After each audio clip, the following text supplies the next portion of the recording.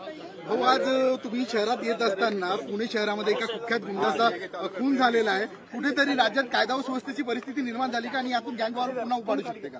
कुठलाही गँगवॉर या ठिकाणी होणार नाही.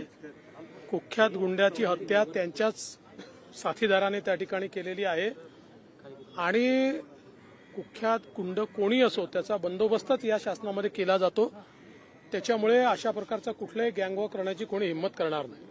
भाऊ, आज तुमच्याच पक्षाच्या एका आमदारांवर आरोप होत आहे की त्यांनी एका कर्मचाऱ्याला, राष्ट्रवादीच्या पदाधिकाऱ्याला मारहाण केलेली आहे. त्याविषयी आपण काही माहिती घेतली आहे का? नाही, मी माहिती घ्यायची. मी रायगडला कार्यक्रमामध्ये होतो. मला काहीतरी उडत माहिती मिळाली, पण माझं अजून तरी त्यांच्याशी बोलणं झालं नाहीये. जरांगेंना जे आहे ते मुंबईत परवानगी मिळाली नाही, अजून का मिळाली नाही असा प्रश्न विचारत आहेत. प्रोसेस आहे, मिळेल. जेव्हा जे काय असेल त्यांनी मागितली आहे की नाही हे मला माहिती नाही. मागितली असेल तर मिळेल. सत्ताधारी खरं तर लक्ष्मण भाऊंचं स्वप्न होतं, आता मोठा वारसा आहे त्यांचा आणि ते स्वप्न भाजप पूर्ण करणार आहे. लक्ष्मण भाऊंचे सगळे स्वप्न भाजप पूर्ण करेल आणि आता आमची महायुती आहे. महायुतीचा एक धर्म आहे, तो धर्म निभावण्याचं काम आम्ही करणार आहोत. भाऊ, रोहित पवारांच्या याच्यावरती आज रेड पडलेली आहे, त्याच्यावरनं पुन्हा एकदा आरोप होत आहेत की त्यांनी एक रॅली काढली आणि त्याच्यानंतर अशा पद्धतीने त्यांना हे सगळे विनाकारण शहीद होण्याचे प्रकार आहेत, स्वतःला घोषित करण्याचे. त्या ठिकाणी जी काही मला माहित नाही काय रेड झाली आहे नाही झाली आहे, मला त्याकडे कुठलीही माहिती नाही. या सगळ्या गोष्टी त्यांचा बिझनेस आहे, बिझनेस ते करतात. बिझनेसमध्ये अशा गोष्टी होत असतात सगळ्या वेगवेगळ्या. आणि समजा त्यांनी काही केलंच नसेल, त्यांचं सगळं नीट असेल तर त्यांना घाबरण्याची आवश्यकता नाहीये.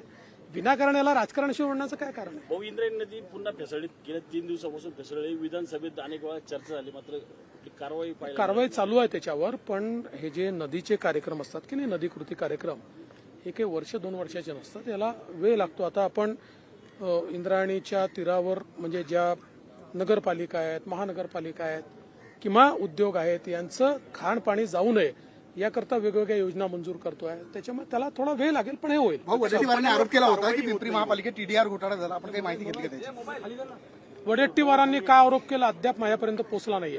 भाऊ, जितेंद्र आव्हाडांनी ज्या आरोप या ठिकाणी सीतारामनबद्दल जे बोलले होते आणि परत त्यांनी त्यामध्ये म्हटलं की मी खेद व्यक्त करतो, आधी वक्तव्य करणार आणि परत खेद व्यक्त करतो. असं आहे की जितेंद्र आव्हाडांचं वक्तव्य हे केवळ मूर्खपणाचं वक्तव्य आहे आणि प्रसिद्धी मिळवण्याकरता बदनाम हुए तो क्या हुए, नाम तो हुआ, असं एक हिंदीतलं वाक्य आहे. अशा प्रकारे ते करत असतात.